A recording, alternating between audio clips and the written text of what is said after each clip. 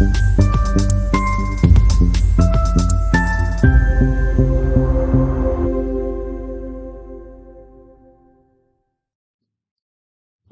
e aí, gente, tudo certo? Meu nome é Giovanni e eu vou ser o instrutor de vocês nesse módulo de introdução à IA. Bom, antes de começar, eu já queria falar que é importante entender que isso aqui não é um módulo de introdução à IA pensando em computação, pensando em engenharia, então a gente não vai falar aqui sobre aprendizado de máquina, sobre modelos preditivos. A gente vai estar olhando mais para a IA generativa, pensando nessas ferramentas que ficaram muito famosas, principalmente ali a partir de 21, 22, com o ChatGPT explodindo e todas essas questões. Então, quando a gente fala de IA aqui nesse curso, a gente está falando de IA generativa especificamente. Acho importante só fazer essa diferenciação no começo. E, bom, o intuito é tentar entender um pouco do que está por trás de tudo isso, tentar desmistificar um pouco essa ferramenta que parece mágica, né? Essa tecnologia incrível que está muito difundida, que a gente escuta em todo lugar, na TV, em notícias, mundo de trabalho, acadêmico, e que está mudando a forma como a gente interage com a tecnologia, como a gente interage com o computador, como a gente pensa o nosso dia, como a gente resolve problemas. Bom, muita coisa, né? Então, vamos por partes. Essa é a nossa aula 1 para introduzir, né, o curso, os conceitos um pouco e desmistificar um pouco a IA. Então, a primeira coisa, né, é falar um pouco desse primeiro uso que a gente deu para ela, como se fosse, né, em vez de eu pesquisar no Google, eu vou perguntar para ela, como ela se foi se tornando, né, ao longo do tempo, até chegar agora, nessa nossa nova ajudante, e tentar entender um pouco de como ela funciona, né, o que está por trás desse grande cérebro artificial que responde magicamente as minhas perguntas. Bom, então vamos começar. A primeira coisa, né, essa diferenciação de Google e IA, e aqui Google eu estou usando como um sinônimo de buscador, mas a ideia, né, é que antes a gente tinha essas ferramentas de busca em que a gente tinha uma pergunta ou alguma coisa que a gente queria saber, né, pesquisar sobre um tema, por exemplo, fazer trabalhos na escola, e vinha lá uma série de links de várias e várias fontes, e aí você tinha que entrar nesses links, né, para procurar onde estava a parte da sua resposta, aquilo que te interessava ou não, né, e julgar se aquilo era confiável ou não, dependendo do site que você entrava.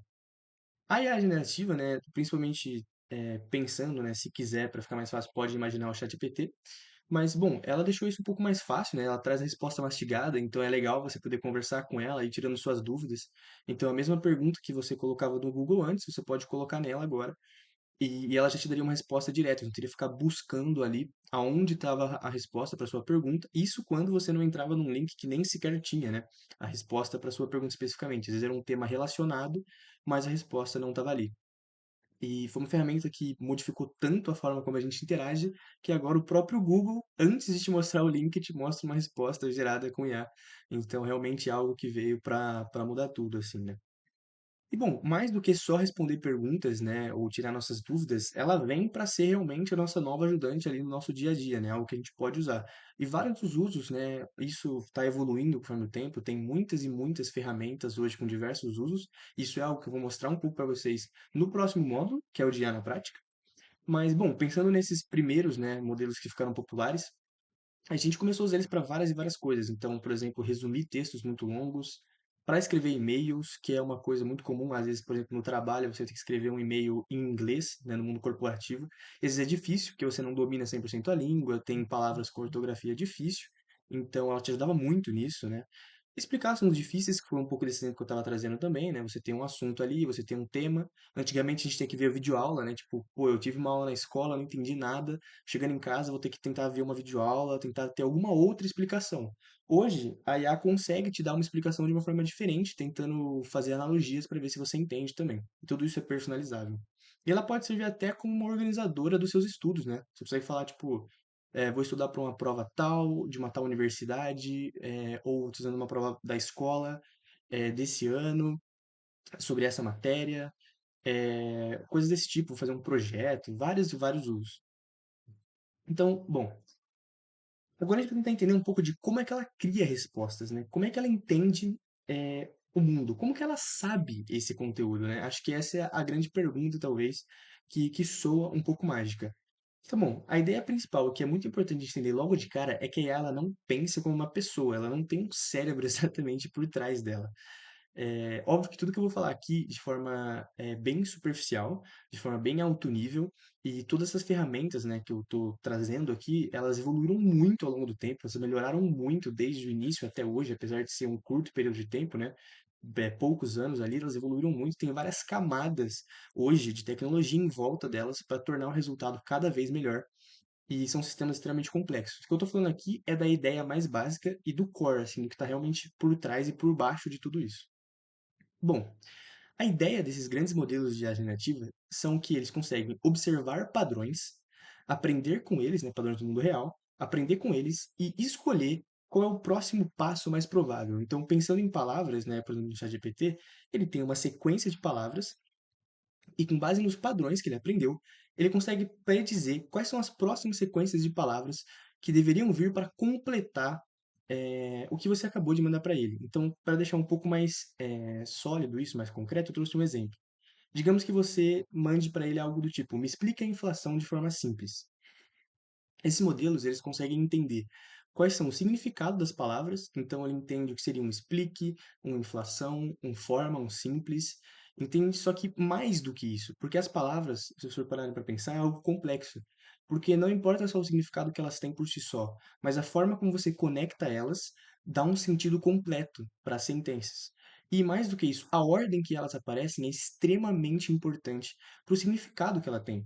E quando você consegue colocar isso e embutir isso no modelo, que entende não só as palavras, mas o significado geral que elas trazem, na ordem que elas têm, você começa a conseguir prever quais são as próximas palavras que viriam. Então, para deixar nesse exemplo que a gente trouxe aqui, né? Me explica a inflação de forma simples. De alguma forma, a esperança é que se você mandasse isso para o modelo de IA generativa, ele entender que a explicação simples da inflação, né, explicar a inflação de forma simples, é a sequência de palavras que vai completar, né, da melhor forma esse pedido que você fez para ela, te entregando esse resultado. E bom, como então que ele aprende esses padrões, né? Como que acontece? É pela etapa que a gente chama de treinamento desses modelos. O treinamento ele pode ser enxergado como se fosse a fase nossa humana de estudo para uma prova, de estudo para qualquer coisa, né? Então, sei lá, estou usando uma prova de matemática, eu vou aprender os conceitos, eu vou aprender as fórmulas, eu vou fazer exercícios e eu vou me exercitando até que eu consigo começar a entender quais são os padrões que estão ali e consigo começar a raciocinar o conteúdo. Então, bom, como que funciona para IA é mais ou menos parecido. O que acontece é que esses grandes modelos têm acesso a uma quantidade muito, muito grande de dado. E aqui está uma palavra que anda junto com IA 100% das vezes, que é dado, informação. Sem dados bons, sem informações boas, a IA não consegue aprender os padrões que realmente ditam o mundo. Mas bom, então tendo essa grande quantidade de dados bons, você usa algoritmos de aprendizado de máquina, que não vem ao caso que são aqui, mas só para dar uma noção, eles podem ser entendidos como métodos matemáticos complexos que fazem com que esses grandes modelos consigam embutir e absorver informação. É como se fosse a nossa fase de estudo, né? A forma como você estuda. Então, esses algoritmos são a forma que esses modelos estudam, aprendem e incorporam esses dados. Uma vez que eles incorporaram esses dados, eles como se eles criassem relações dentro deles na cabeça deles. Naquele exemplo que a gente fez, né, de que, por exemplo, da inflação, ele entenderia o que é inflação. Então ele conseguiria ter no treinamento dele, em algum momento, ele passou pela definição de inflação, e é isso que ele usaria para me responder. E aí, então, depois de ter aprendido, vamos dizer assim, né, você estudou para a prova e agora você vai para a prova. Então, a prova dele seria predizer as palavras que vêm em sequência e que me dão o resultado que eu esperava. Bom, então, essa foi a nossa aula de hoje. E para encerrar, queria só falar algumas coisas, que é que esses modelos de IA, eles não são perfeitos, eles podem dar respostas erradas. Isso é uma coisa que a gente vai ver na próxima aula melhor, quando a gente falar sobre alucinações. E também no conteúdo da próxima aula, a gente vai falar um pouco sobre prompts, né, como fazer bons prompts, o que que são esses prompts, a estrutura deles e algumas dicas para usar as ferramentas.